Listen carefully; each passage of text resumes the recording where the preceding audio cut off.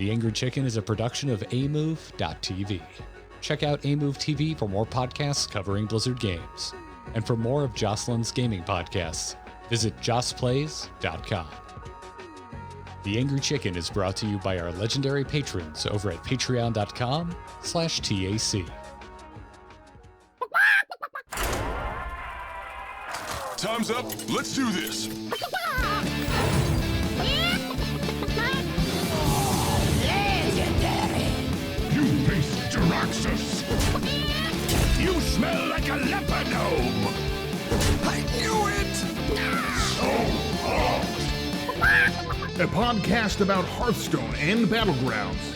This is The Angry Chicken!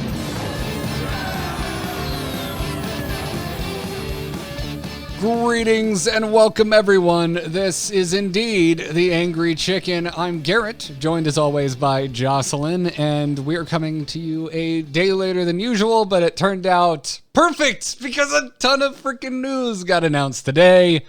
And we're not going to think about the fact that we both just completed another entire podcast right before this and might be a little tired. It'll be fine. Yeah, not the same podcast, by the way. Two completely unrelated shows. So it's going to be a long one of those days, Joss, one of those days, the podcast marathon sessions. We're just like, it'll be fine. And then you get to the end of it and you're just like,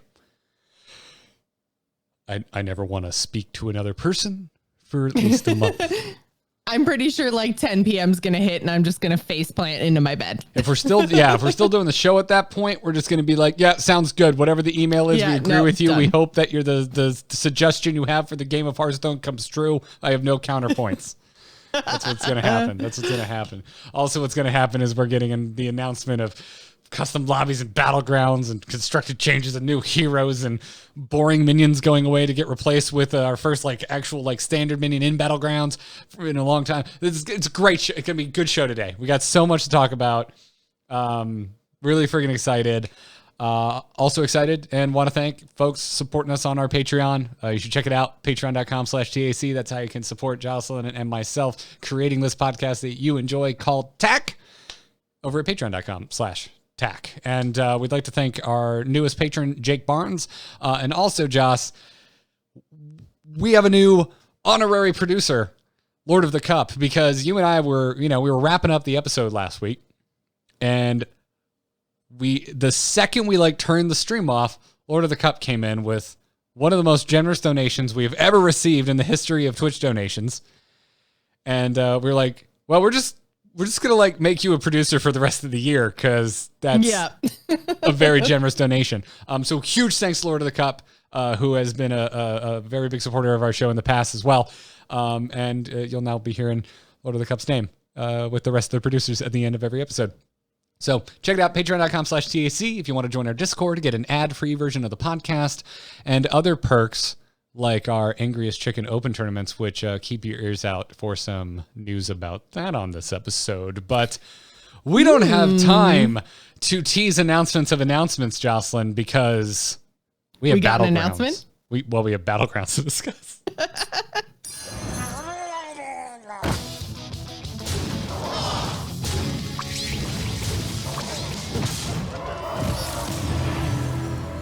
Have a good battle, friend. I'm going to have a great battle because patch 18.2 was announced today.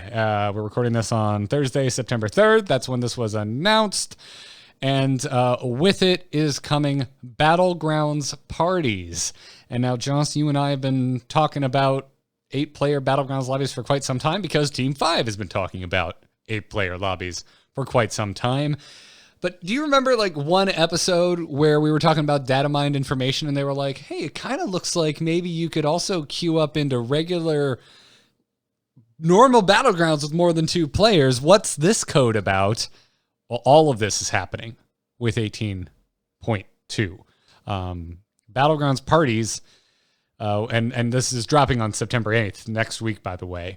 You're going to be able to queue up with basically as many players as you want, and depending on how many players you are bringing into your Battlegrounds lobby is going to determine whether it is a private game of Battlegrounds with just you and your friends, or if you and up to 4 of your friends are just heading out into the Battlegrounds ladder, if that's what I guess we don't really call it a ladder, but you know what I mean. Yeah, I was going to say, do we really call it a ladder? Because, I mean, there's climbing that happens, right? Because we have MMRs and those scores go up and down. So I guess it's a ladder.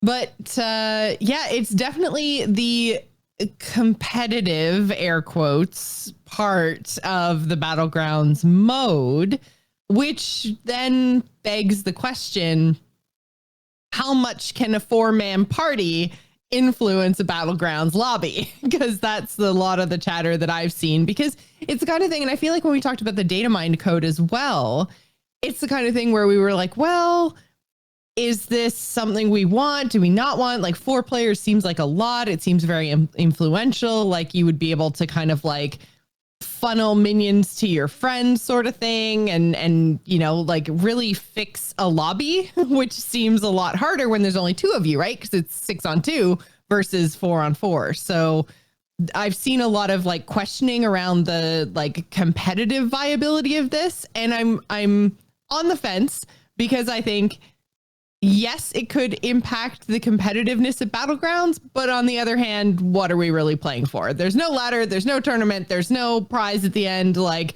there aren't even like monthly rewards. Your Battlegrounds MMR is bragging rights only. So yes, and at the same time though, I mean, you're playing for an experience that you enjoy, and a lot of people enjoy the experience as it is. And even though it's not, I would be more concerned as a not 4-man stack, right? Like, without like constantly feeling like I'm playing against 4 players who are like, Stompa in the chat room says, 4 coordinated players. Feels like you might be, you know, taking on the world in every lobby you go into. Potentially, right? It is hard for me, someone who also enjoys Heroes of the Storm, to not be like, oh, it's not that bad. Like going up against a pre-made in Heroes of the Storm like hurts if you're not yourself also in a pre-made. Like there's it's obvious, but I feel like I should bring it up to just like curb emails and tweets. Like you need to mention that like there's a lot of RNG involved in a drafting game like Battlegrounds is. Yes, as opposed to a coordinated game like a MOBA. Yes. Yeah, for sure. However, you can manipulate that RNG better with more players messing and, as you said, influencing the draft pool. And I feel like an expert on this because I have been called influential many, many times. Have you? Yeah. So I think that it's again, I'm so on the fence, because part of me thinks that, yeah, this is a bad idea because it's going to make it very difficult to be like a solo Battlegrounds player. But then on the other hand, it's like, because like it's not the same as ladder that, you know, gets you a seat in the Masters Tour that can lead to Grandmasters, which is a lot of money and blah, blah, blah, blah, blah. It's like, no, this is just for funsies. Yeah. So why can't they play around in funsies? I think they should play around with it, and I think they should make adjustments if it becomes apparent. Yeah, if this starts to feel bad, then they can always go back. Yeah, I'm landing like firmly in non-firm territory of let's just see how it goes, and we'll go from there. Like my brain goes, I naturally lean on, let's just make it so you go up against another 4 stack. Yeah. Or another 3 stack or another 2 stack. I think that would be good, because then you're kind of pitting coordinated groups against other coordinated groups, as opposed to, although maybe that makes the Battlegrounds queues too long. I have no idea what that kind of impact would be. But again, as someone who enjoys Heroes of the Storm, which sometimes feels like it could have the same 30 people playing all the time, I don't think a game like Battlegrounds and its player numbers is going to have even anything close to what we might refer to as an issue. I mean, frankly, also we're spoiled as Hearthstone players. Like our queues are damn near instant. Oh my gosh, so, like, they're so fast. I can just see the 1,237 upvoted threads of, I had to wait 1 minute to get into a Battlegrounds game. This is literally killing Hearthstone. Which I would immediately my Dead by Daylight queue hits like 25 minutes, and I'm like, game yet? No. Okay. yeah. I don't know. Play more than one game, folks. Get a little perspective, please. But like it's worth bringing up. Like, and I get it. Like, there's an expectation within the sphere of Hearthstone. But I'm surprised that's not how they're starting. Maybe they are, but it doesn't mention anything in here about it functioning that way. And I've also asked some folks if it functions that way and got back nothing of note in terms of an answer. So yeah. But still, this is very cool. And it appears, at least the way that they describe it in the blog post, to like UI wise to function in a very kind of minimalist Hearthstone fashion. Because there's a graphic of like ranked game, private game. And apparently what happens is that it just kind of automatically swaps itself to private game once more than 4 players are in the, I guess, pre-Battlegrounds lobby. Yeah. Party, I guess, is just the term that they're using. So, they said that up to 4 players are going to be able to queue for a normal ranked Battlegrounds match together. Once the group lobby exceeds 4 players, the game type will automatically switch to a private Battlegrounds match for 5 to 8 players. So then it sounds like that backfills with just like Kalthus odds with no minions, or backfills. It basically doesn't backfill. You can just have a 5-player Battlegrounds game, or a 6-player or a 7-player. And it just doesn't, like, there's no AI. It doesn't bring in some poor soul that wanders into your 7-stack private game. Although I don't know why you would be doing a private game and like colluding with one another when you're clearly doing a private game to whoop up on one another. So, but this is cool. And I don't know about you, Joss, but like, I wasn't expecting it to have this. Also on top of this update, you're going to be able to go into regular Battlegrounds with 3 or 4 of your friends. So that's, for me, I think that's cool as we're getting all of this like at once. Mm-hmm. Yeah, I think in general, just grouping in Battlegrounds and having everything work as fluidly as it sounds like it's going to, I think that it makes sense that it all came out at once for sure. But I definitely wasn't expecting it. No. Yeah, it's interesting for sure.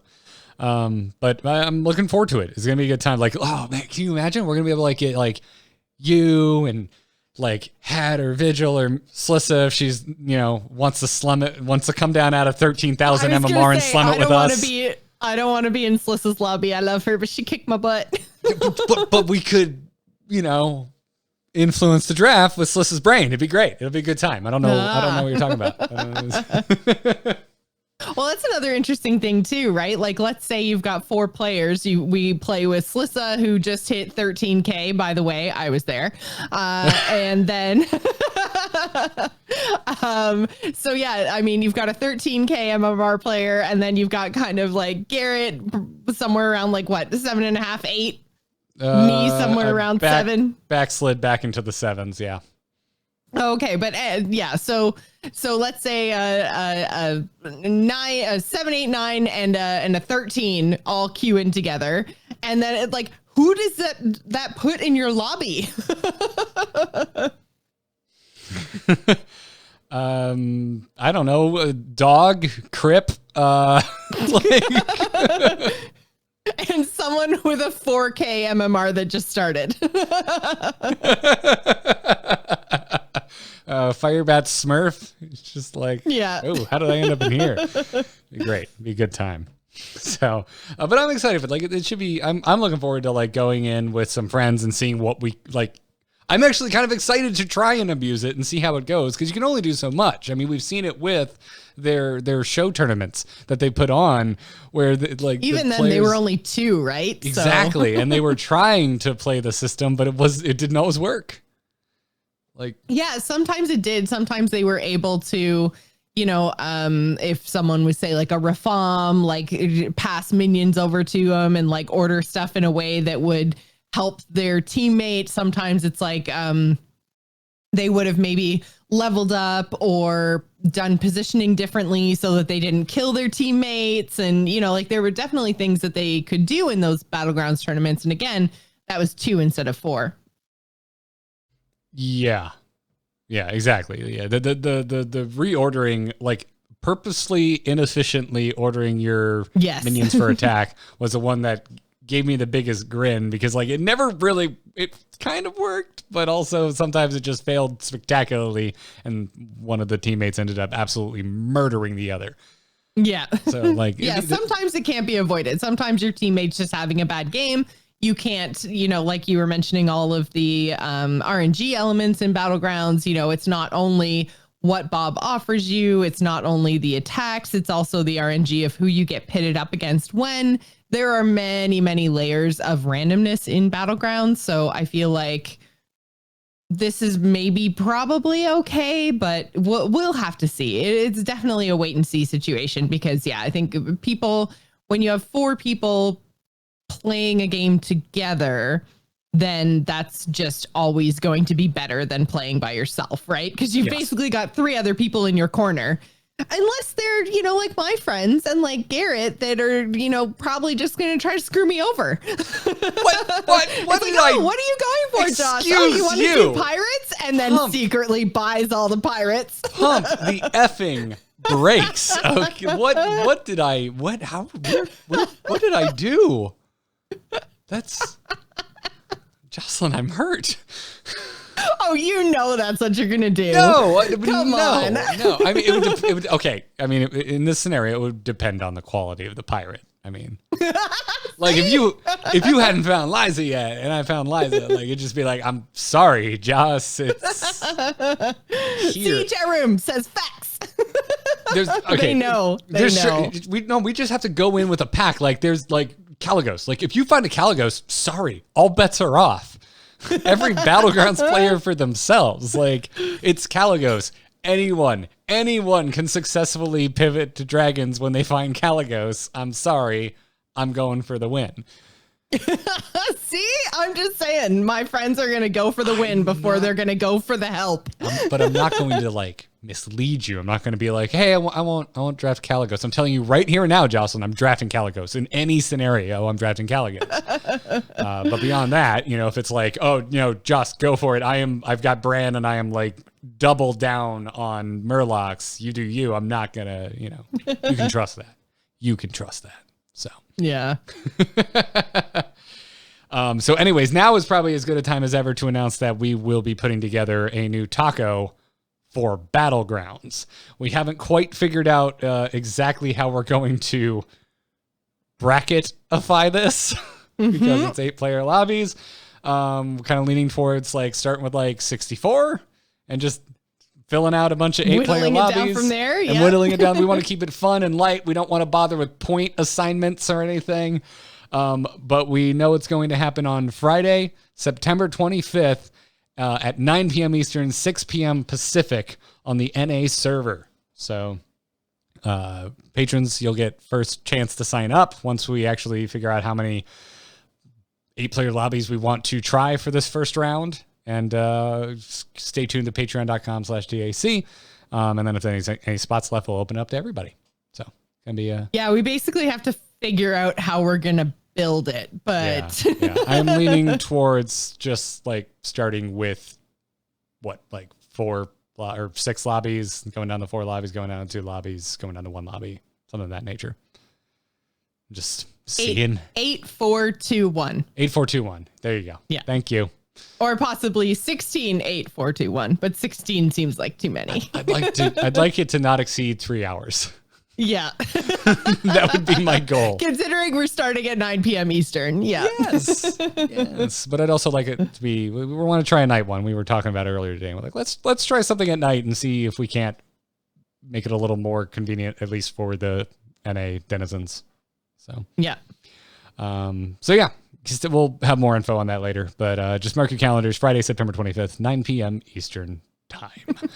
And anyways, on to that wasn't it. It's not just 4 to 8 player Battlegrounds. It's, I guess 3 to 8 player technically.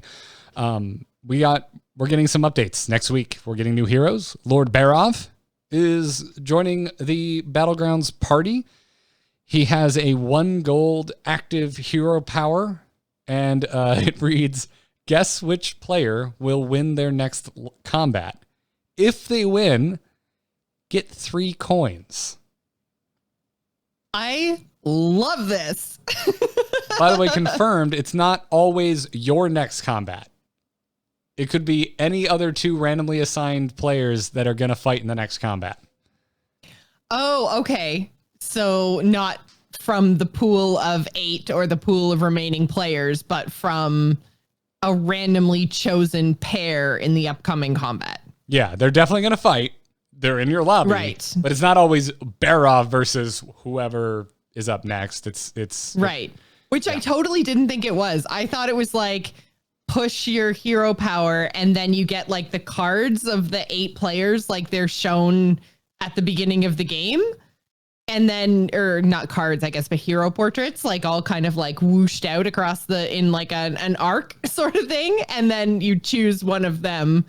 So I thought you were choosing from your whole entire lobby. I didn't realize it was just a pair, but. Yeah, from the way I saw it explained, it's displayed as a pair and you pick one of the 2.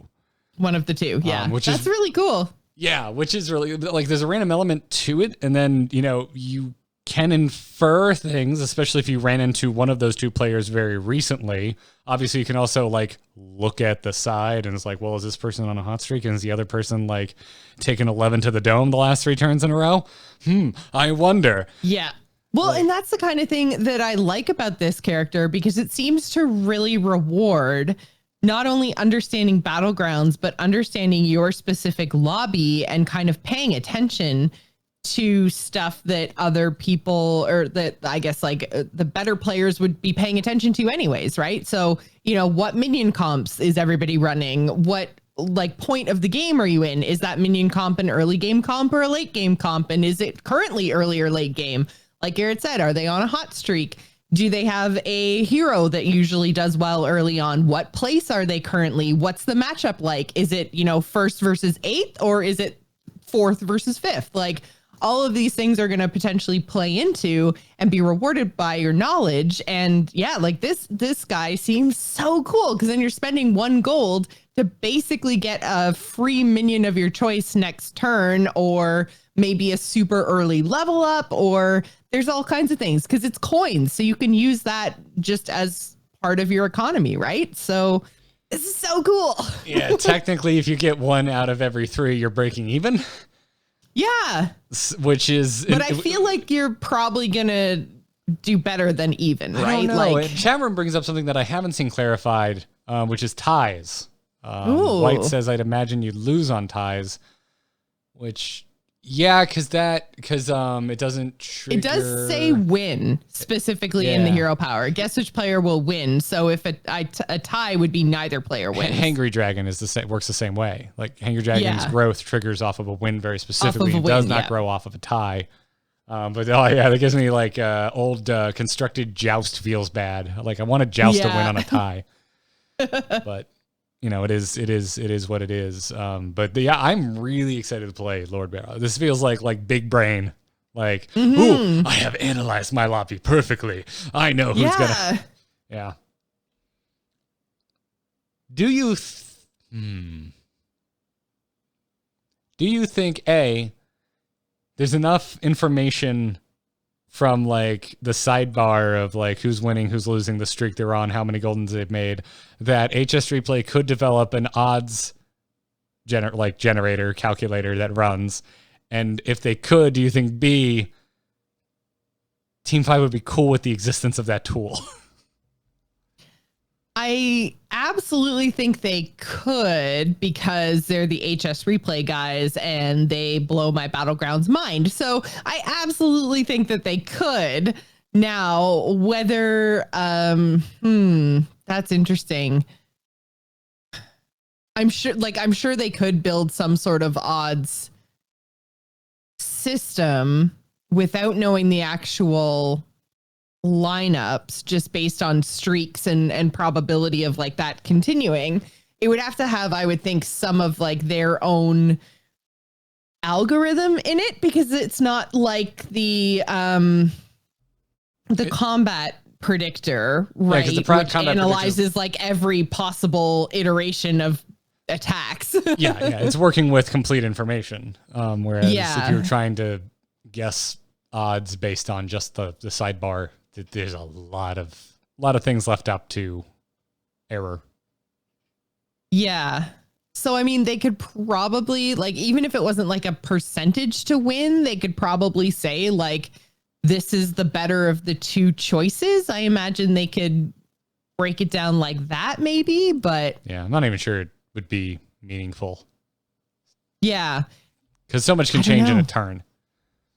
That's the thing, right? And then, like, would it then take into account, like, did they level up this turn? Because if usually when somebody levels up, they're not doing much else that turn. And you're always at a bigger risk if you spend your whole turn leveling versus, you know, buying minions and increasing your warband. So, you know, in that case, I would be instead there's of like so many factors. Yeah, instead of like trying to think of some way to actually generate odds based off of that, it's just like, could we track more things? Because like now I want to start writing down what turn did they level up, and because these are things I'm going to want to know if I'm playing Barov. Right, and I don't know how much like Hearthstone Deck Tracker tracks your opponents like that. Because obviously you and your client see when an opponent levels up, but I don't know how that information is conveyed in game files. I feel like this is a question for somebody much smarter than me. Just where my brain goes. It's because I'm sure it crosses their minds. Yeah. Anyways, Barov is not the only new hero that we're getting. We're also getting Jandis Barov, which I think I've been saying. This is a specific pronunciation, I think, that I'm doing wrong. Anyway, Jandis's hero power is called Swap, Lock, and Shop It, because of course it is. Yep. It's a 0 gold hero power. It's an active hero power, and it reads, swap a friendly non-golden minion with a random one in Bob's Tavern. Yeah, this one I find super interesting because it costs 0. So that's the first part that's interesting.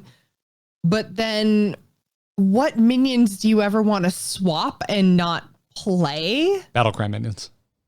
Oh, wait, no. Wait, swap and not play. Well, you could rebuy the minion that you just took from your own board and put back in the shop. That is true. That's the controllable element of this, is you're choosing which minion you send back. And then you could also, I mean, if you get something that you don't want, you can just sell it and then you're up a gold. So you're down a minion that you wanted at some point in time. But maybe, like you say, it's something you want to buy back. So you target your own. You target your own friendly minion, right? Yes. Like it's not random from your warband. Correct. Just anything that isn't gold. Okay. The thing you're targeting is your minion that you're sending back to Bob's Tavern. The thing that's random is the minion that you get in its getting back. Okay. From Bob's Tavern. So you know what your chance, like what you could get because you're looking at Bob's Tavern, but and you know what you're sending back. Right. And then it stays in the tavern. Yes. So it can be rebought. Things. Yeah. Like my brain goes to mech comps because that's Battlecry heavy. Murloc comps, it seems like the obvious place you want to mess with this. But early game, it doesn't matter what you're doing. Tokens. There's the interesting thing here with tokens where you can replace a 1/1 token with anything that's going to be better than a 1/1 token. Yeah.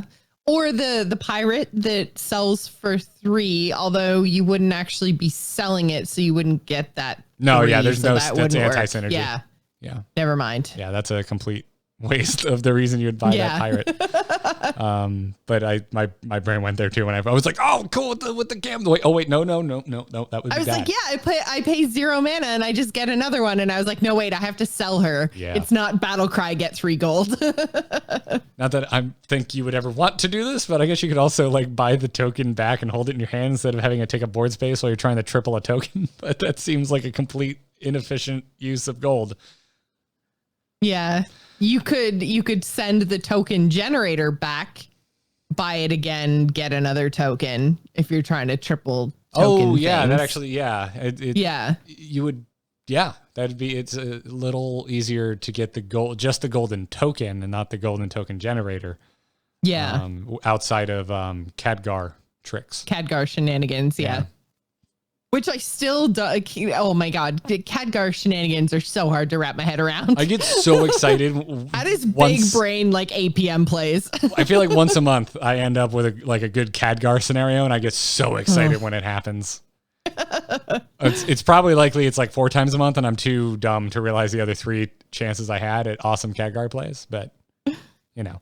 Yeah, so once a turn you can swap a minion. So yeah, menagerie builds might also be good. Kind of anything that is taking advantage of battle cries or upgrading a minion just in general. Yeah, so if you have something not great that you bought early on that you want to get rid of in favor of anything better out of Bob's Tavern, then sure. Juggling demons to grow your Wrathweaver. Yeah, especially in the early to mid game, like you've had those games. You're just like, I need another demon. I need to grow my Wrathweaver. Well, now you can just send the demon on your board back and then buy it again and then throw it back down. And hopefully you're not doing this with a vulgar homunculus. Yeah. Oh, ouch. Yeah. So there you have it.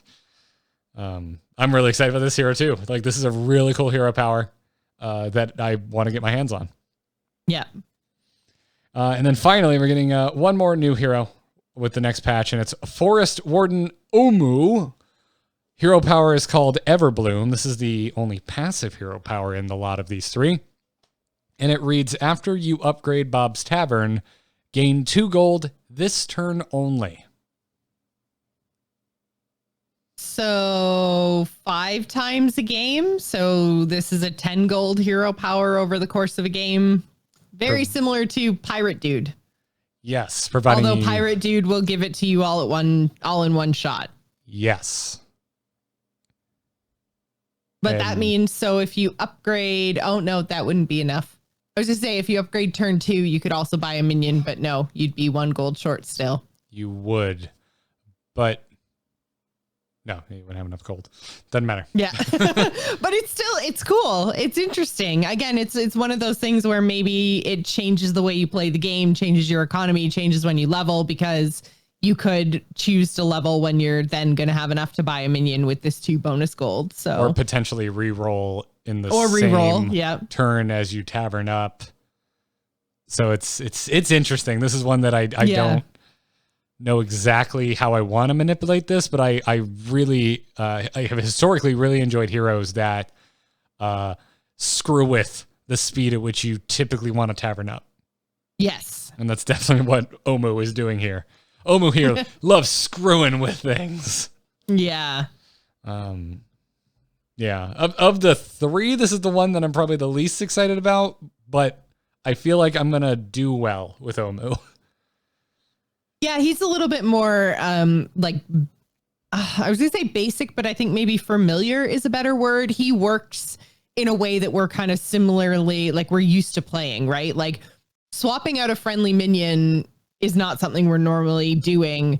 Choosing who's going to win a combat, that's something we're not normally doing, but just manipulating the economy, we're used to that now. We can wrap our heads around it, I think, a lot better than, the other 2. This one seems, like I say, a little bit more familiar, something I can probably jump right into and get going, as opposed to the other ones where I'm going to be like, wait, what? On the bright side, when do I do this? How do I do this? On the bright side, you'd have to be in such a strange scenario to accidentally burn some gold on this, because it happens after you tavern, which means you're consuming the gold, which means it's making room for the 2 gold. So you'd have to be at a point where you have 10 gold available to you, and it costs 1 gold to tavern up. Gold, or 1 or no gold to tavern up, and that's when you would actually burn a gold via Everbloom. And it's just like, what are you doing if you're in that How scenario? are you still alive if that is happening to you? Like, how have you not died yet? I need to grab a sound clip of Michael Scott going, "Why are you the way you are?" That's just popping in my brain more and more often. That meme is for some reason taking up residence in my brain. But yeah, I'm very excited about these. I think Jandis is the one I'm looking at going, I think you're going to bring some serious power. I think we're going to find some silly minion juggling that what we're going to be able to do with this hero power. But I mean, again, on the plus side, you can only do it once per turn, so it's not going to be super crazy, zero cost shenanigans. Yeah, I feel like if you there's also the potential of like high rolling and like getting a good minion, right? And since it's 0, it's like it's one of these things of why wouldn't you do it every turn, kind of a thing. And then I mean, you could put it back into Bob's Tavern, right, and then freeze the tavern, and you're going to get it next time. But then again, if you're freezing the tavern, you would technically get like 2 cycles on that minion, but it would have to be really, really good. Otherwise, you're sacrificing that natural reroll, right? So yeah, but there's just so many interesting things you could do. Like just like obviously discovering Murlocs is a big one for me, but like late game, like when you get a bad like amalgam roll. Well, I'm just going to send my amalgam back. Oh, yeah, you could just send it back, buy it again. And maybe I get one more minion type from what the amalgam swaps itself with. Like, there's so many cool things that could happen with this hero power. And then I get a chance if you're swapping the amalgam, then your warband's going to be full, right? Because by the time you get to amalgam, you better have 7 minions. Yeah, I'm just saying it might be incidental. You may have also been planning to also juggle some minions off of your board. Anyway, because who knows what's going on in that particular scenario, but there's times where that could be a good thing. I don't know. There's high roll potential here on top of the fact that it's a free hero power. I tend to get very excited about free hero powers. Damn, this is just a really cool design. Really, really cool. I agree. Design. Good mix of RNG and control. Well, let's get into minions. First off, I'm going to scroll a little bit down on the website because removed minion. Mekaru is gone. Been removed from the Battlegrounds minion pool. Poor. 2 out. Well, I guess 1. The Joey bot is definitely not old enough to enjoy adult beverages. But in its place, coming in at tier 1 is Micro Mummy, exactly as we know it from Constructed Hearthstone. 1 attack, 2 health, mech with Reborn. At the end of your turn, give another random friendly minion plus 1 attack. And it does specify another random minion. So when this is the only thing you have on your board, it's not going to do anything. Correct. So if you buy this like turn 1, it'll be a 1/2. And then if you level up next turn, it'll still be a 1/2 until you finally put something else. It needs fence. Micro Mummy just wants bros. Also, it's a mech, so it could become not so Micro Mummy later on in the game. Yes. Get 2 of these, and they're just best buds, and they're just buffing each other. Back and forth and back and forth. Have to be very early on in the game for them to be consistently buffing each other, because otherwise, why do you only have 2 minions on your board, and why are they friends from tier 1? But still, they're just best buds. They just keep buffing each other, and they just forget that there's anybody else because they're just the same and they're each other's favorites. Yeah. This seems overall in most cases better than Mekaru. Yes. I think if Mekaru had been a token generator as opposed to a token generator during the combat phase, then it probably would have been different. But yeah, I mean, nobody's happy when they get a Mekaru unless it's like later on and you just need a shield refresh on your little guy who's not Cobalt Guardian. Yeah, I never thought about that, but a tier 1 mech token generator would be a little potentially scary with Leaper. Yeah. Oh, yeah. I mean, they'd still only have 1 health, but I hadn't really thought of that until this exact moment when you mentioned token generating mechs. But I like this. I like this swap out. I think this is interesting. And I like Micro Mummy's effect. And obviously, when it's golden, it's a 2/4 that gives +2 attack to a random friendly minion at the end of. I had also totally forgotten about the reborn portion of this. So as much as it is a 1/2, it's a 1/2 and then a 1/1. So it just is strictly better than Mekaru even by itself. So yeah, I had totally forgotten about the reborn. The one scenario where it's not great is Lich King, because you don't get an extra reborn off of minions that already have reborn. That's true. Oh no, Lich King is losing a little bit of efficiency. Thing it can't target with a tier 1 minion. How dare we? I won I was just an absolute monster in a freaking Lich King game last night. I was like, I'm gonna go to bed. No, I'm gonna play one more Battlegrounds game and get Lich King. It was just wasn't even close. Ridiculous. It was like one of the easiest ones I've had in a very long time. Even including other Lich King games that I played post patch. But I was surprised to see no hero balance adjustments in this patch announcement.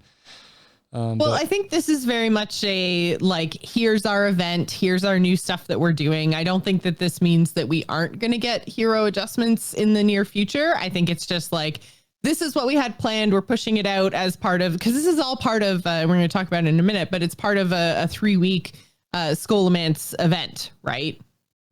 Yes. So technically these 3 new heroes are teachers at the academy is the lore behind these characters. It's still an update to Battlegrounds. Like oh yeah, no, it is. It's definitely an upgrade to Battleground or update. Upgrade, sure. Upgrade with 2 Ds. Yeah, because they definitely did minion updates. So yeah.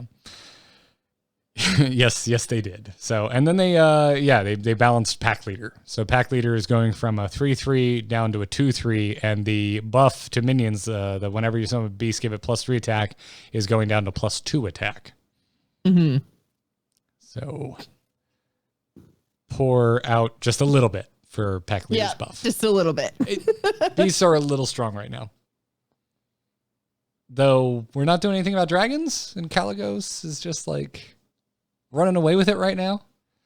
Yeah, maybe they just think that that's so late game that it's okay.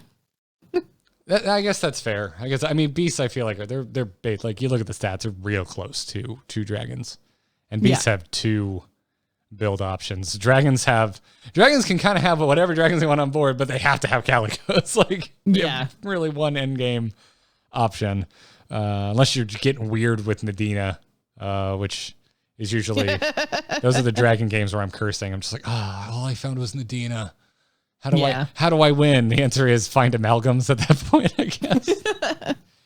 So, anyways, well, that brings us to the end of the Battlegrounds update portion of this, and so we have a sponsor to thank for this episode of the Angry Chicken, and it is Honey, which you can get for free over at joinhoney.com/TAC. It's a free browser extension that just saves you money. You get Honey on your computer for free in 2 easy clicks. All you do is just go to joinhoney.com/TAC, and it automatically scours the internet for promo codes and applies them, the best ones it can find, at checkout as you're shopping. I'm a big fan of this. I straight up, like, honestly was not using it before they approached the show. And I was like, all right, I'll give it a shot. And like immediately saved, I forget the exact amount at the time, but I saved some money on some new shoes because you and I were talking about it on the first episode we had them as a sponsor on. And every time one of their reads comes back around, I've got a new story for you. I don't know if you can tell, Joss, but I'm like really trying to keep the MySpace dream alive today with my like 2000s emo look. I've got like the driver cap and my bleach blonde hair toughing out in the front. You know, and I have very, very, very blue earrings. I'm glad you noticed because that's part of this read. I bought some new gauges. I bought a ton of new gauges. Sorry, gauges, not earrings. Well, gauges. Some people don't know what gauges are, so everyone knows what earrings are. But I got a big old pack right here of new ones that I purchased, and freaking Honey saved me $8.20. I didn't have to do anything. I was just nice. Shopping. Like normal. I'm like, ooh, I'll take some turquoise ones. I've got some like brass ones that look weirdly like car wheels that I like. These are turquoise stone. I've never had stone gauges before. They're cool. You can't see from how far I'm sitting away. And you definitely can't see if you're listening on audio, but they got little like marble cracks in them. I really dig it. And yeah, they are literally Hearthstone blue, you guys. They're so blue. They're very blue. I really like turquoise. I have a thing for turquoise and aquamarine and seafoam green and all variations of green and blue mixed together. But yeah, I was just shopping like normal. I ordered about, I think, 5 different pairs. And then just like, hey, you want to save $8.20? I'm like, yes, Thank you. And it's done. It added the coupon code. It's wonderful. You should go check them out over joinhoney.com/TAC. Honey's found it's over 17 million members, over $2 billion in savings. It's absolutely insane. And they support all kinds of retailers from tech and gaming sites to fashion brands, even food delivery. So go check it out. I mean, it's simple. If you have a computer, Honey should be on it. It's free, and it works with whatever browser that you like to use. You can get Honey for free today at joinhoney.com/TAC. That is joinhoney.com/TAC. And now, Joss, let's get to this week's Hearthstone news. Good news, everyone! We're going right back to patch 18.2 because it also has card balance changes for our constructed, our arena cards. Secret, they came for our secret passage, Jocelyn. They did. They did, and now I realize that sounds not as I intended in my head, but we're gonna roll with it. We're gonna roll with it. So, as if you play constructed Hearthstone, you're probably abundantly aware of the fact that the Rogue epic spell Secret Passage that only costs 1 mana replaces a rogue's hand with 5 cards from their deck, and then it swaps back the next turn. Now it's only going to give them 4 cards from their deck. Thank God. I mean, good, because I mean, less they had enough options. This was oh man, this card was so powerful, and I don't think that 4 cards is that crazy of a change. They're probably still going to do crazy rogue shenanigans, but one less option for them, I think, is good. Yeah. Alec Dawson on Twitter said the question was when, not if, on this change. And I agree with Alec Dawson in that regard. As a matter of fact, if you're not following Alec Dawson on Twitter, you should. It's at GW_Alec. He's a game designer on the Hearthstone team, and some really cool insights, especially today. It's basically like sometimes we get this in Hearthstone. It's very rare, but in Heroes of the Storm, when we get patch updates, they do dev comments under almost every change. And that's what Alex tweets today read like, because there's one for basically every card change that they made. And it's wildly fascinating. And also, like, I'm glad you're doing it, Alec, but let's just add them to the notes here. Like, it's really cool insight. I really dig it.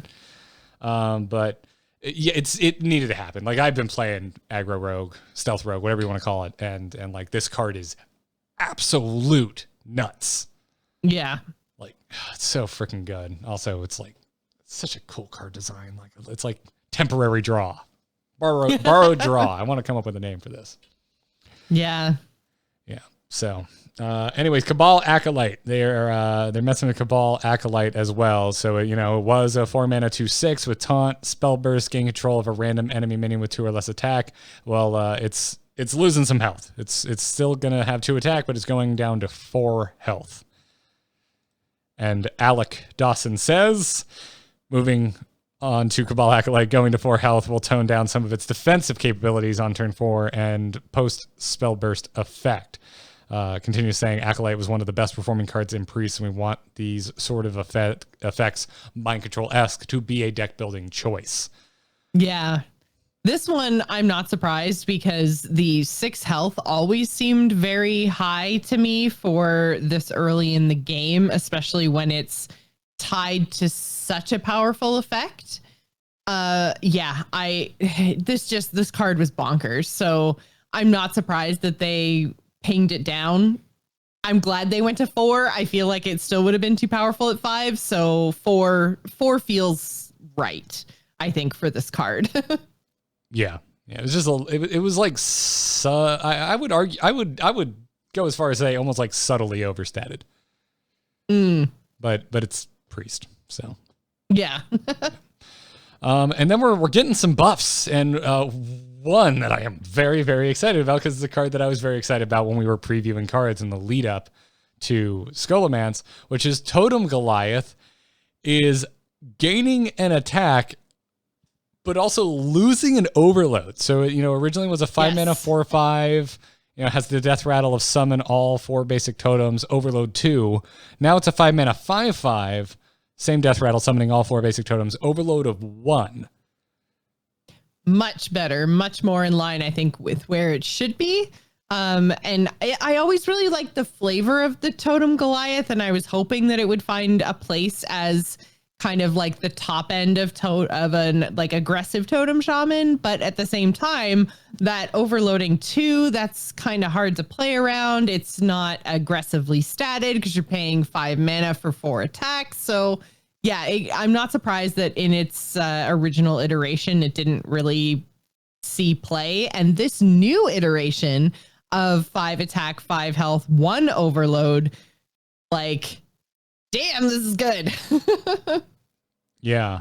I mean, Dawson calls out that like the decks that run Totem Goliath want to follow up with another strong turn, things like Bloodlust or even slamming another Goliath, and the 2 overload is just too limiting in that it doesn't let you. It straight up you does just not couldn't let do you. it. Yeah, you don't have the mana for it. So that's this is a good change. I'm really excited. I freaking love Totem Shaman. It's so cool. It is so freaking cool. Almost cursed. That's how cool I think it is.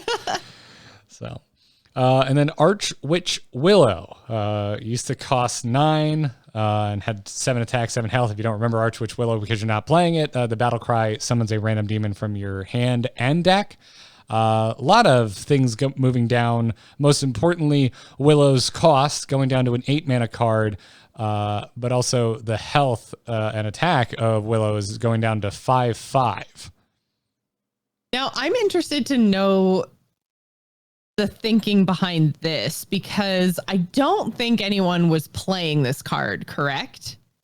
I'm don't sure think someone I've has, ever but seen not, anybody played it, yeah, but like it wasn't part of anything meta. Correct. So I understand turning it down to an 8 cost card to try to get people to play it more often, but then its stats are so bad. Yeah, I don't think I'm reviewing Alex's comments here. I don't believe he mentioned why the stats went down. Just refers to it as a buff. It says Willow going to 8 mana makes for an intriguing late game option for heavier Warlock builds. We played at this mana cost for much of development and thought it was right to go back. So, I mean, really, if you're playing Willow, you're playing Willow for that battle cry, not for Willow's stats themselves. But at the same time, it feels like it could have been a 6/6. Yeah, I think 6/6 is kind of where my head goes to. Like, paying 8 mana for a 5 attack, 5 health minion feels like that's going to run into something and probably not even kill it. Like, I don't know. It seems too low. I would understand like 8 mana, 6/6. Okay. And I guess maybe I'm just having trouble figuring out what that larger demon build would look like, because you'd have to basically have an early game, I guess maybe like a control-y kind of early game that didn't involve any, I guess, demons. It could involve minions, but not demons, because you wouldn't want to play the 8/8 and then pull out a Voidwalker. Like, yeah, and that's the thing, and which brings us to current meta. Like, you need to cheat out some crazy stuff. You can't be pulling out anything that's even decent. Like, you need to be OP or you're not going to get played. Yeah, which brings us, Jocelyn, to this week's edition of Guess the Win Rate. We've never done this before, but okay, there is one, count them, one deck with at least 200 games played that runs Willow. It's a hand Warlock. It has exactly 200 games logged on HS Replay. Jocelyn Carney, what do you think the win rate for the only deck list on HS Replay winning Willow is? Drum roll, please. 27%. Close. If it was just Price is Right rules, I could have won by saying 28, but it's 34%. Jocelyn, 34%. And there's only 200 games played, so you know that's an accurate assessment of this deck's power level. Yeah. So, I don't know. I mean, I think 8 cost is correct, but I don't know about stats. Lychee Man in the chat room goes, wow, the patience of that guy. This is all one player. Well, I mean, unless there is some like crazy, super wild combo that goes off with this card that, you know, one other guy. So the guy that made the Willow deck finally got the crazy combo to go off, and his opponent was like, what is this deck? It's so broken. So now there's two guys playing it, the original developer of the Willow deck, and then also his opponent the one time the combo worked. Well done. Well done. Yeah. Also, thank you for picking that ball up and rolling with it when I was messing with the guess the win rate. I was so glad there was any deck at all that came up when I filtered through Willow. I didn't think to do it ahead of time. Well, like I say, I definitely have not been one of those 200 games because I have not seen anyone playing this card. Same. I wasn't particularly excited about it either during our preview of Scholomance. And then there's Dark Glare. So Dark Glare used to be a 3-mana 3/4 that read after your hero takes damage, refresh 2 mana crystals. Now it's going to be a 2-cost 2/3 that reads after your hero takes damage, refresh a crystal. And Dawson does point out what Wild players are shouting at their speakers right now, that this change was done for Wild, continuing saying, in Wild, Dark Glare Warlock is fairly rampant and creates early board states that make for a lot of non-games. The change to 2/3 and 1 mana being refreshes aim to retain some of its identity in a smaller form. So, yeah, Kajitar in chat room right now is also saying Raise Dead allowed for disgusting things in Standard as well. So I think, refreshing 2 mana crystals that early in the game is not a great idea. It's just so impactful, right? It's a bit much. Yeah. It's a bit much. So also it's worth pointing out that Secret Pallage? What was I going to say? Secret Package, I think was what I was going to say, but no one wants to talk about my Secret Package.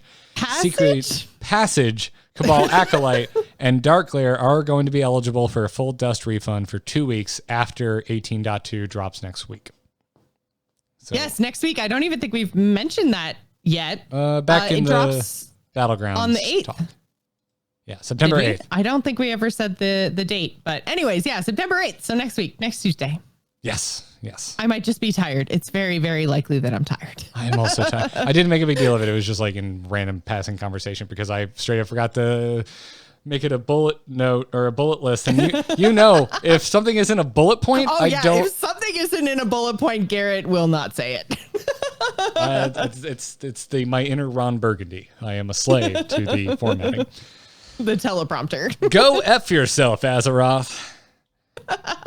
So, before we wrap the show up with some emails, we have one more sponsor to thank today, and it's Gabby Insurance. They are back sponsoring this episode of The Angry Chicken. You should go check them out over at gabby.com/TAC.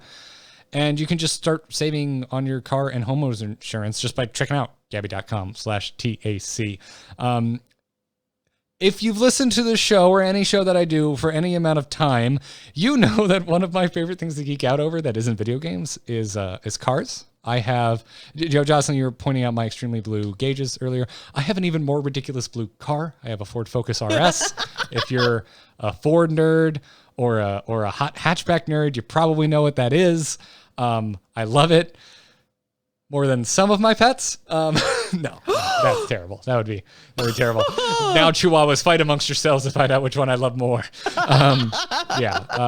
car nerd. Our garage looks like we're ready to go be extras in a Fast and Furious movie. It's ridiculous.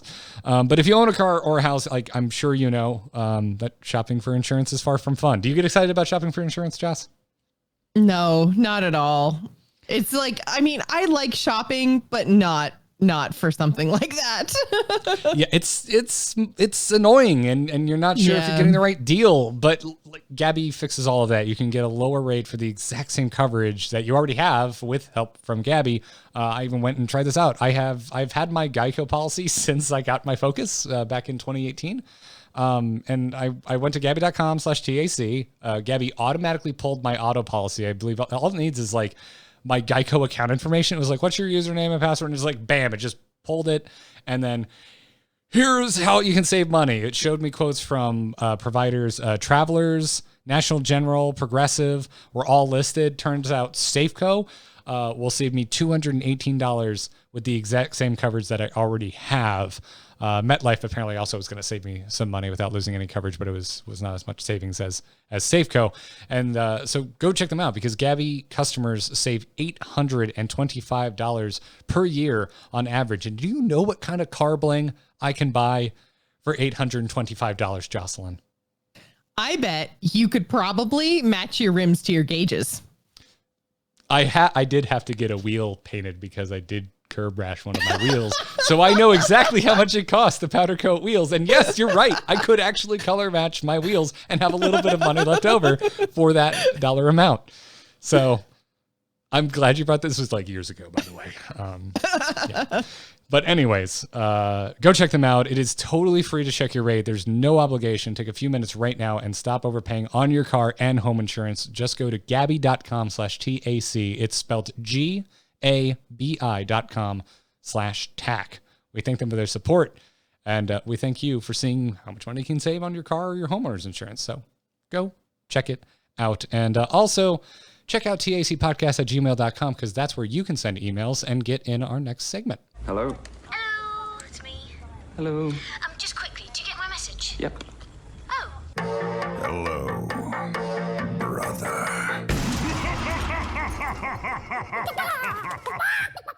I just told it in the email, so I'm not going to tell you it again, but if you're a patron, you can drop us questions in the patron Discord. Birdie writes in this week and says, greetings, TAC. Birdie here from Leeds, England. I feel like Birdie is just the most British name I've ever heard. Like, it didn't surprise me at all when this came from England. Yeah. I think it's also the nickname for Don Draper's wife/ex-wife in Mad Men, but I don't think it's spelled like this. I think it's like an animal bird, I think is the nickname. Doesn't matter. That's the only Birdie. Oh, yeah, okay. That's the only time I've ever encountered a name like this. It's such a cool sounding name. And also I don't know about you, Joss, but I still remember a time where like I got the first email ever to one of my podcasts I did from someone that didn't live in the United States. And it was just the coolest thing ever. It's still the coolest thing ever. It's so crazy. Thank you for writing it, Birdie. The internet, how does it work? It's amazing. Birdie writes, Skolaman says descend upon us, and the thing I have noticed is how powerful all of the decks are. Gone are the days of intricate minion trading and mana costs actually staying the same. This isn't a bad thing. I just would like to be more prepared for each matchup. So instead of a sideboard or a ladder ban, I have come up with a concept. Try lists. Try with an I like 3, not with a Y like I'm not so sure about like, this. Come on now, Garrett, just try. Just try. Do or do not, Jocelyn. There is no try. But there is try with an I. At the start of each game, each player's class pops up and we get to the mulligan. With the try list system, you get a choice of 3 decks from your class after seeing what your opponent is playing. I'm assuming class-wise, not deck-wise. Class-wise, yeah. Yeah, because the deck would be a blind pick on both sides. Playing a Warlock and see a Priest, I think I'll pick Questlock. A Hunter pops up, let's race with Zoo. I think this system would allow for a greater depth of play while keeping the flow of Hearthstone intact. It could also make nerfs less frequent or create mini metas between classes. Your thoughts? My brain just goes, I don't think nerfs are an inherently bad thing, and I'm really glad that they're updating the game, getting that out of the way. I like this idea quite a bit. I think this is cool and could be really interesting.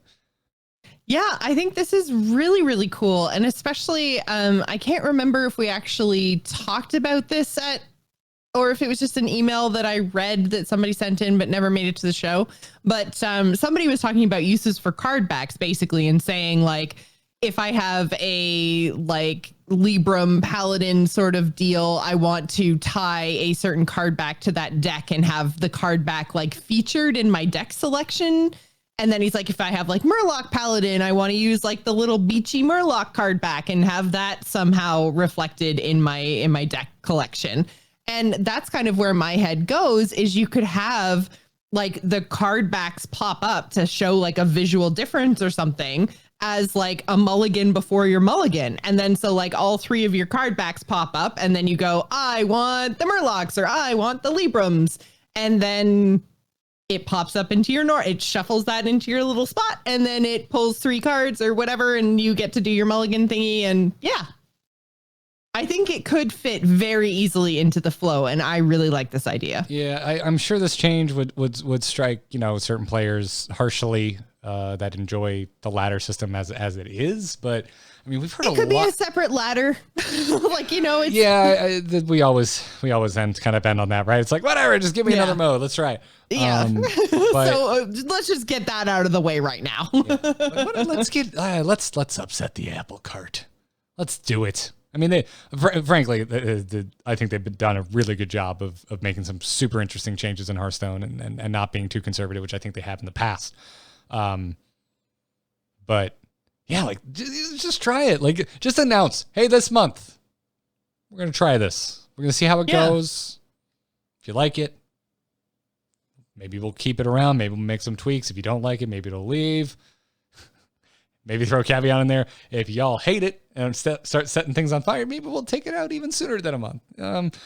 But yeah, it would be interesting to see them experiment with this, though. I mean, it would maybe potentially, like if I'm to poke holes in it, maybe punish budget players who can't make 3 decks for every class. But I think you could potentially just say, queue up with insert class here, and Hearthstone will offer you up to 3 decks to choose from.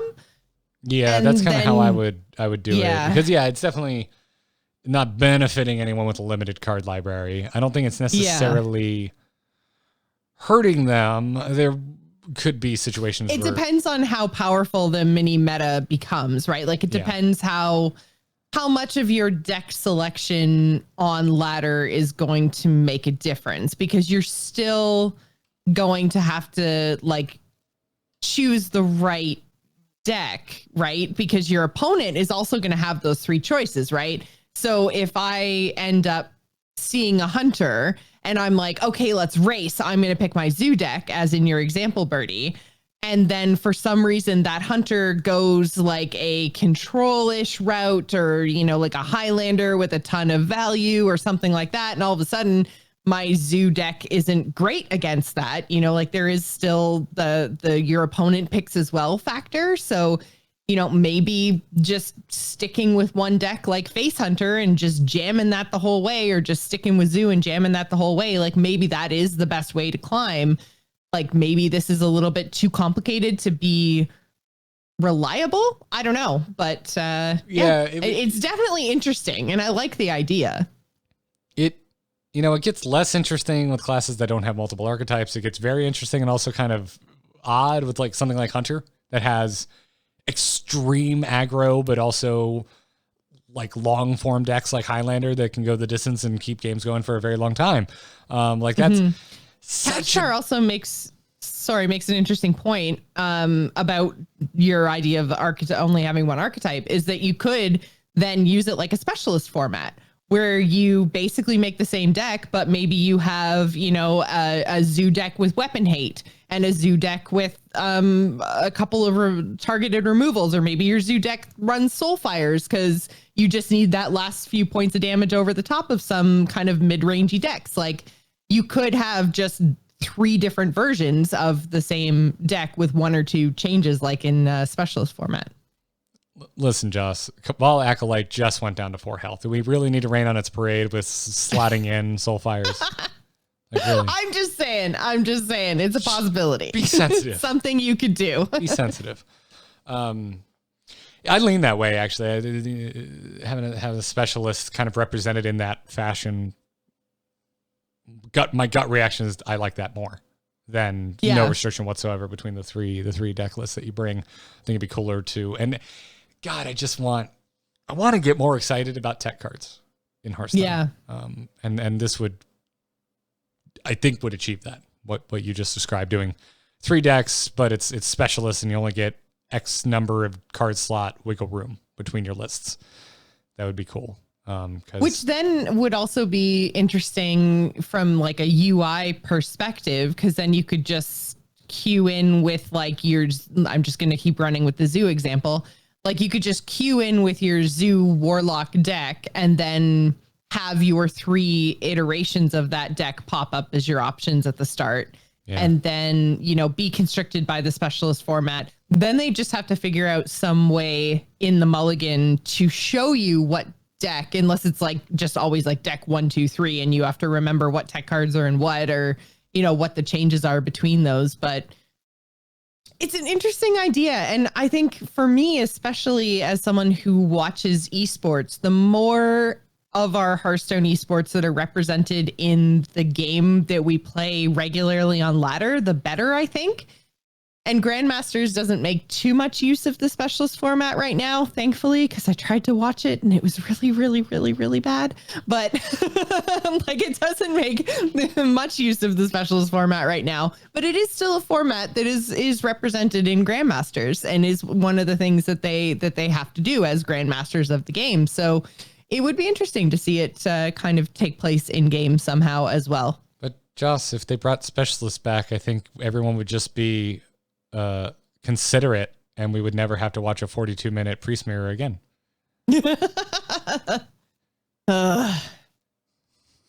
So many priests. So many priests. And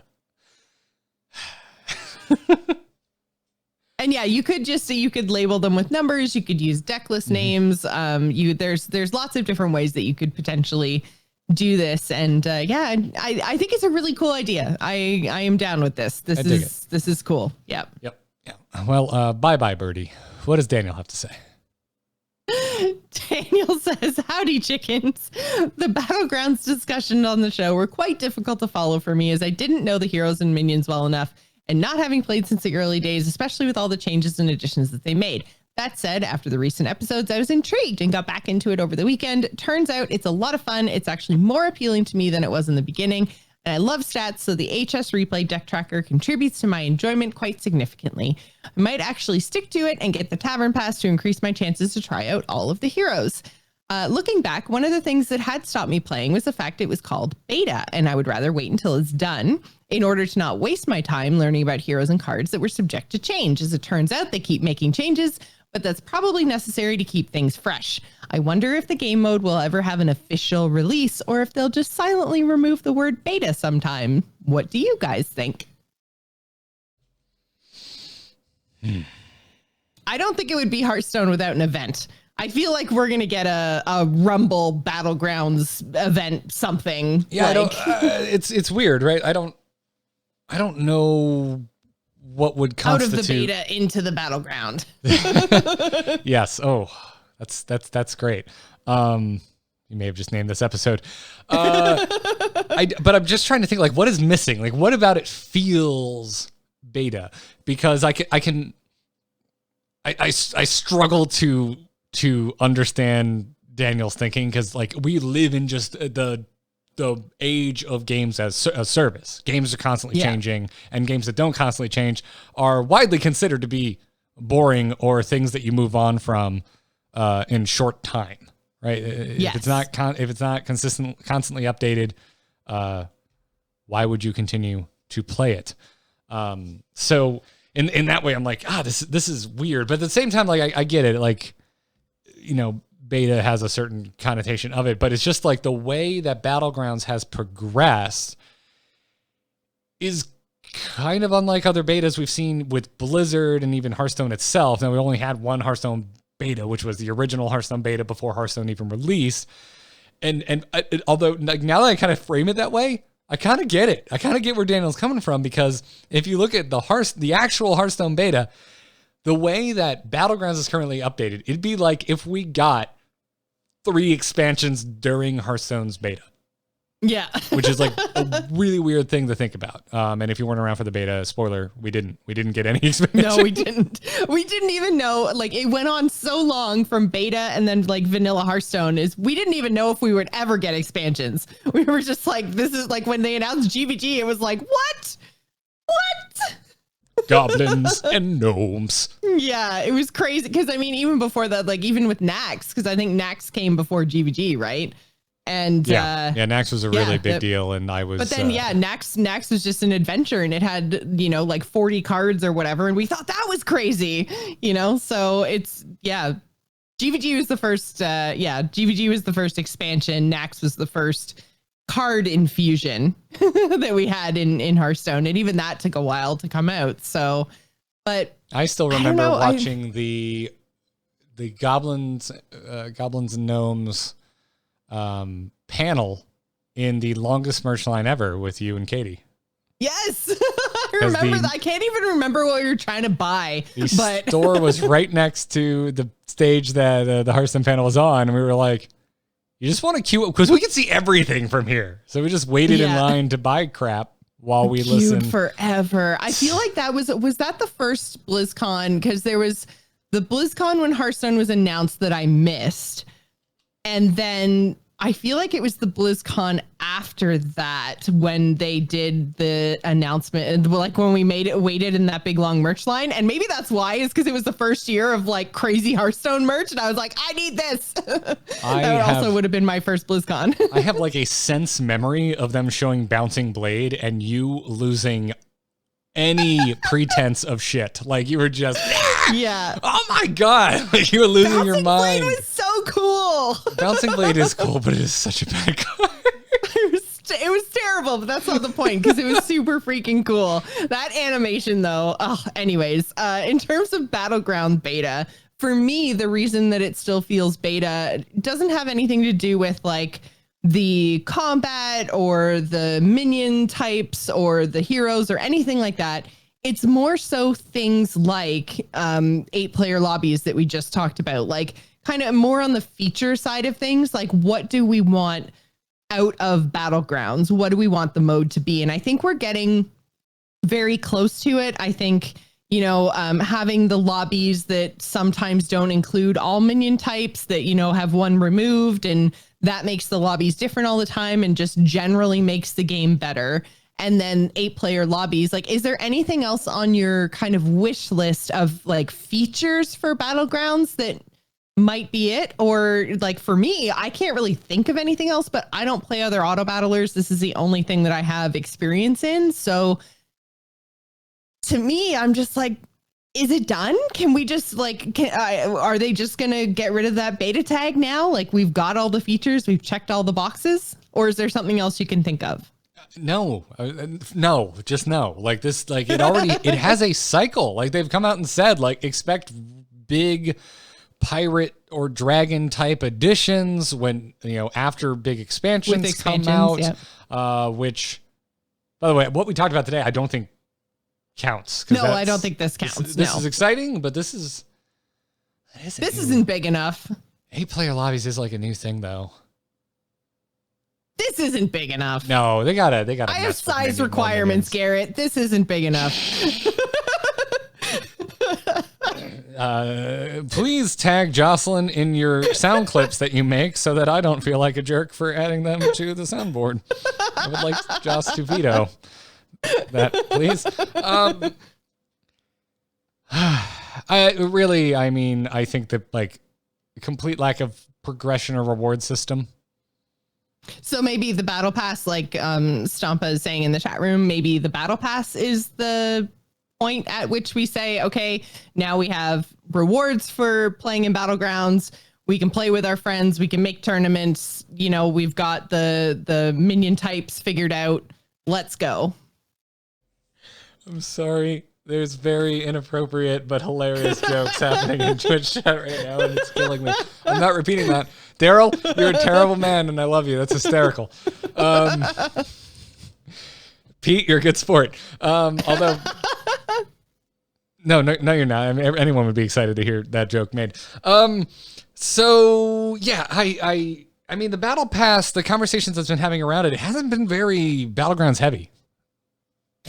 Yeah, I think basically with a lot of the language used around the Battle Pass, talking about like being rewarded for your Hearthstone activities and making it so that it's just an XP thing, sounds like no matter how you play the game, you're going to get rewarded.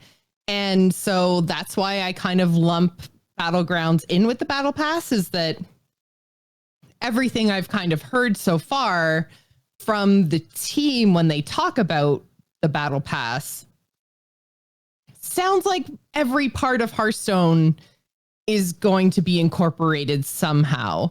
So, like even people still playing Arena, people playing Standard or Wild, people playing like over in Battlegrounds, it very much, or even Tavern Brawlers, it really sounds like no matter how you play the game, no matter how you spend your time, you're going to be rewarded with this XP that will go towards your battle pass. So you can mix those activities together or do only one, however you play the game, you'll be rewarded. And that's really exciting to me. So that's why I kind of think that Battlegrounds will be part of that. And maybe that's the reward system. Cause I agree. That's probably, now that you mention it, I couldn't think of it off the top of my head, but now that you mention it, rewards for Battlegrounds, I think maybe is the final piece that needs to be figured out before I consider this a fully fledged game mode. Yeah. And yet at the same time, it's something I really don't think of that often. I play it because I like playing it. Yeah. And you don't really need to put any money in. It doesn't play from your collection or anything. So not being rewarded isn't really, and I mean, I say that as somebody who also buys the pre-orders and has a lot of packs and has every card I need and want in Standard. And, I'm not a free to play player. So rewards is a conversation that, or at least an aspect of the game that I don't always necessarily participate in just because I pay money for the game. So sometimes it slips my mind. So I'm very sorry, guys, because I know free to play perspective, this game can be punishing sometimes. Even though it's getting better, that doesn't mean it's good. Right. It still has room to grow. I mean, we talked about this last week. Again, Runeterra has really kind of dropped the mic in that regard.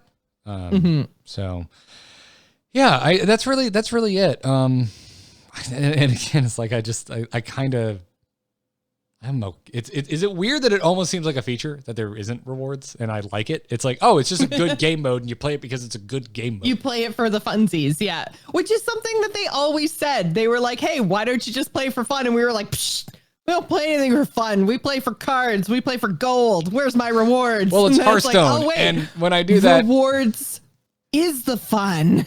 Or wait, fun is the reward. Well, up until now, it's been Arena or Constructed. And when I try to have fun in Constructed, I get owned. Yeah. Just absolutely owned. Or I play Yogg, and maybe I win, maybe I lose. Who knows? But dude, good God. Did you see that puzzle box from Bly's in Grandmasters this past week? I did not. I don't know if I want to, just by the way that you kind of led up to that. I'm going to say I've never been more disgusted in Hearthstone in my entire life. Oh, no. It was, in all meaning of the word, a joke. Like, it was insane. And at the same time, I will never forget it. It was a hell of an event. And it's just like... Which I think is what they're going for, let's be honest. It's just... I want to be watching... Like, it's like... If you were watching, I don't know... the NFL, and there was just one landmine somewhere on the field. They didn't tell you. They buried it. They buried it a week in advance, and it's never in the same place twice. The team's been practicing on that field the whole time, and they still haven't found it. 3 landmines will be buried on 3 separate games randomly across the. It might not be a landmine at all. Might not even be in your game. You may not. It may be there, and you may not step on it. Or. Welcome to the Daytona 500. 3 of these cars have bombs in them. And if they draft for more than 20 consecutive seconds, they may blow up. We don't know. That's like, it's how we feel about like Yogg effects in the history of Hearthstone. And I'm just like, yeah.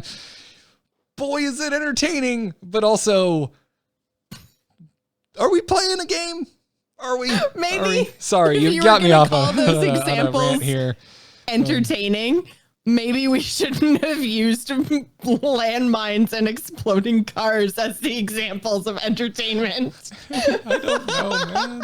Okay, I don't know, like things that aren't lethal. So tar pits for NFL players. Non-lethal options. Yeah, the floor will open and you will fall into a tar pit, and it'll be a little sticky. It's not too deep. Don't worry. Oh, it could just be like turf over top of like a tiger pit thing, except without the spikes at the bottom.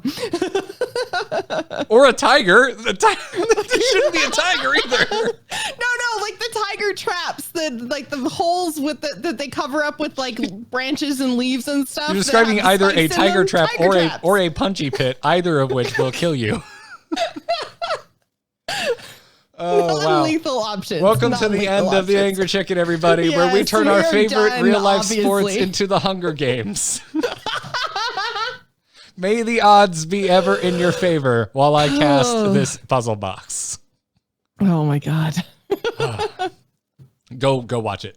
You need to see it, Jess. And I want a full report. I want the beginning of the next episode to be a cold open where we just hear us breathing in the microphones before you give your take. That's what I want. Perfect. Love it. It'll be really dramatic. It's going to be great. Yeah. It's going to be wonderful. So, Daniel, thank you for your email. Birdie, thank you for your email as well. Send your emails to tacpodcast@gmail.com. If you're supporting us on Patreon, first off, thank you. And second, you can send questions into the show right there in the patron Discord in the questions channel. So go do that. That's going to bring us to the end of this episode. If Hunger Gamesing, all of our favorite competitive sports, wasn't any indication that we are at the end of the show, we are indeed there. So if you want to support us, if you like our show when we're giving you information and also when we're being absolute ridiculous human beings, you can check out patreon.com/TAC to go support the show.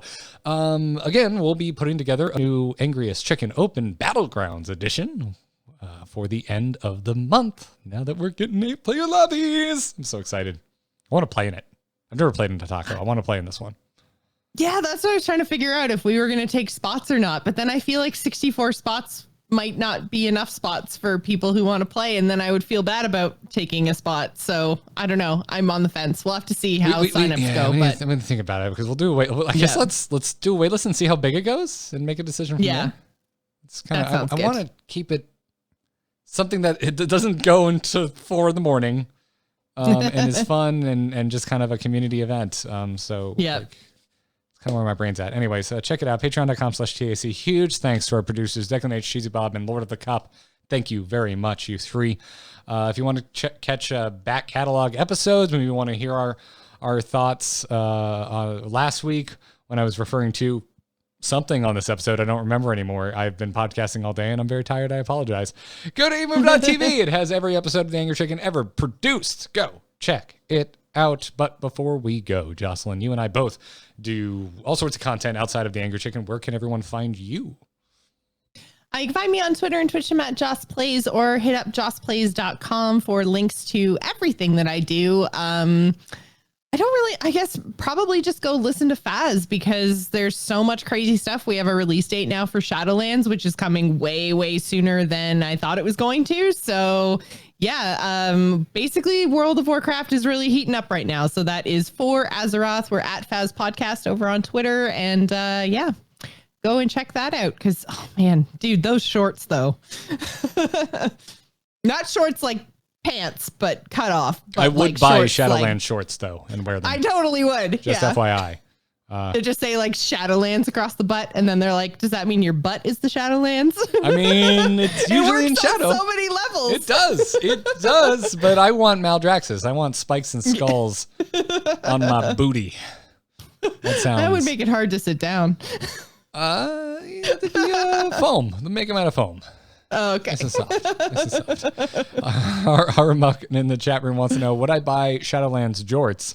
Of course I would. Yes. And then I would play the John Cena theme anytime I entered a room. And it would be great. It would be great. Folks, if you want to catch me anywhere other than The Angry Chicken, I'm on Twitter at Garrett Art, and plenty of other shows over at emo.tv. Just did a brand new Into the Nexus today. Heroes of the Storm is still going quite strong and is having a StarCraft Warcraft crossover event with some of the greatest skins in the history of Heroes of the Storm, and that is saying something. That game has amazing skins. So you should go check that out. They're also doing a massive rework for Gazlowe and Diva. I'm so excited. I'm so excited about Heroes of the Storm right now. I'm so excited about World of Warcraft right now. I'm so excited about Hearthstone right now. I need more hours. Can we add an eighth day of the week that's just like get your gaming out of your system day? Oh God, I wish, honestly. You're not like allowed to stream or make YouTube videos or podcasts. I just want to sit in my PJs I just want to wear comfy clothes and eat ridiculous things and just play games, because I just started playing Horizon Zero Dawn again because the PC version came out, and man, that's so good. And just so many good games right now, and I just don't have the time. And an 8th day in the week would be perfect. It's some stuff, man. I should write my member of parliament. Be like, hey, I need an 8th day of the week for video games. Make it happen, Canada. Vidya. Oh man, wouldn't that be hilarious if like Canada just suddenly had an 8th day of the week and our cycles were just off from everybody else, and we were just like, whatever, we're Canada. Deal with it. Hold on, I need to get out my Canadian calendar. Jocelyn, is it Wednesday for you over there? Yes, today is Canada Wednesday. I know it's America Tuesday, but yep. It's all right. We'll just add America Day as our 8th day, and we'll sync up. It's gonna be great. So, anyways, folks, go check it out. emove.tv. Oh, that's right. Oh, I need to talk to Tom and Jenny about getting Let's Talk About Star Wars back up and running, because freaking Mandalorian season 2 is just it's coming. Same week as Shadowlands. See, we're gonna have Shadowlands and Mandalorian. And like somewhere in there, Cyberpunk, I don't even know if like they don't delay it at the 11th hour. I'm just waiting for release day for CD Projekt Red to come out and be like, y'all thought it was coming out today, didn't you? Didn't you? You thought it was coming out today. It's not going to happen. We're delaying it another 3 years. 3 years. Who knows if the world will even be alive come then. But Keanu thinks you're breathtaking.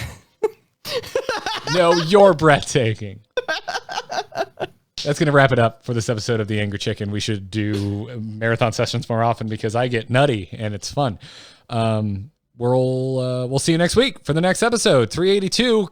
We'll be back next week, probably on Wednesday.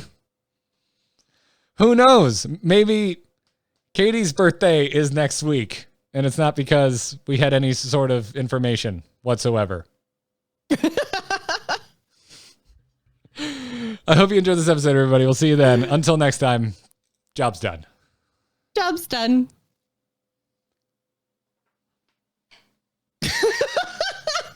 I'm so tired. I'm so tired. I'm so exhausted. I could barely even string a sentence together and keep track of what I was talking about at the end. I hope you guys enjoyed this episode of Blah, Blah, Blah Hearthstone. I thought we held it together pretty well, considering dick sizes were brought up. I was so tired, I didn't even laugh a lot at that. Well, it's the joke. You made the joke. It's not your job to laugh at your own jokes. Has that ever stopped a Joss giggle? Come on. Dick size or your own joke?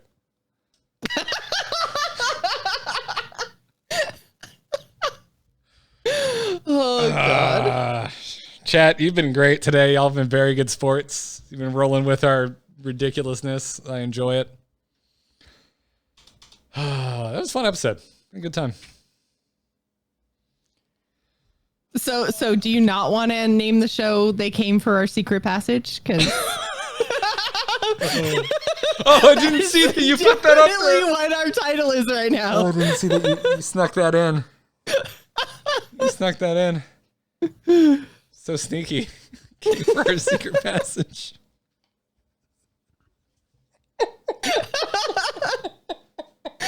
What say you, chat room?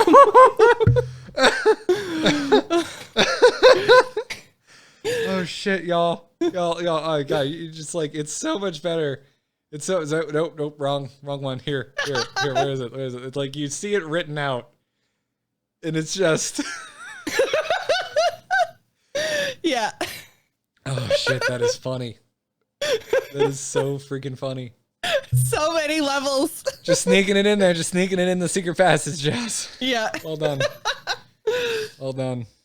Yep. Oh my lord. That's good. That is good. Well played. Well played. It is time to go spelunking.